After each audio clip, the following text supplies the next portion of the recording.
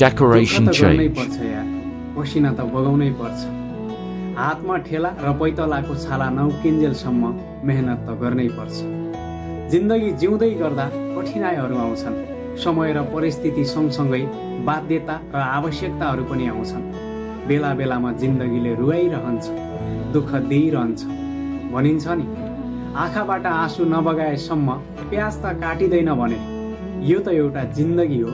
बेला बेलामा दुःख नपाएसम्म, कठिनाइ नझेलेसम्म, बाध्यता र आवश्यकताको सामना नगरेसम्म यति सजिलै जिन्दगी कसरी कट्न सक्छ?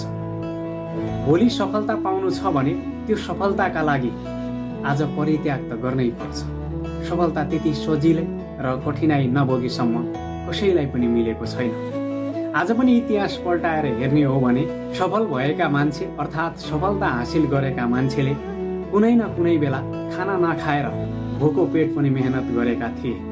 घाम असिना पसिना केही पनि नभनेर दुःख गरेका थिए अनि मात्र सफलता हातमा आएको थियो।